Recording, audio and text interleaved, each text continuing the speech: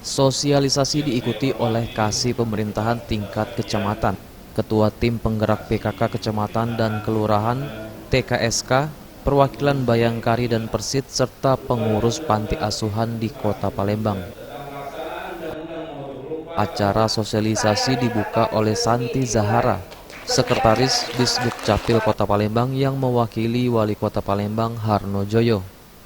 Selain itu, Santi Zahara juga selaku narasumber mensosialisasikan mengenai Digital ID.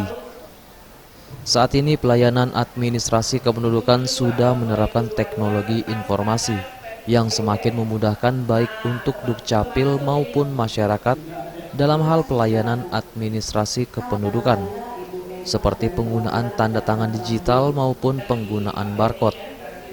Diharapkan masyarakat untuk segera mengurus administrasi kependudukan karena sangat penting untuk mempermudah masyarakat mendapatkan pelayanan publik lainnya.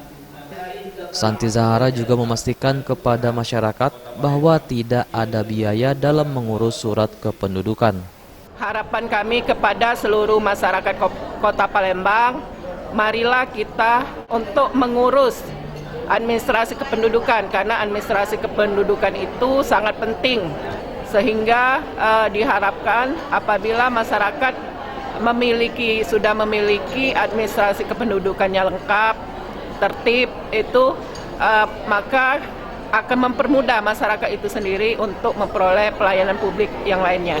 Dan kami sampaikan juga kepada seluruh masyarakat Kota Palembang bahwa seluruh pelayanan administrasi kependudukan itu gratis, tidak dipungut biaya, silakan urus sendiri tanpa calo, sehingga tidak ada biaya yang harus dikeluarkan dalam pengurusan administrasi kependudukan tersebut. Selain itu, saat ini sudah tersedia 9 UPT Disdukcapil di 9 zona kecamatan yang ada di Kota Palembang, sehingga semakin mempermudah masyarakat dalam pengurusan administrasi kependudukan tanpa harus ke kantor Disdukcapil Kota Palembang yang berada di Jalan Demang Lebar Daun.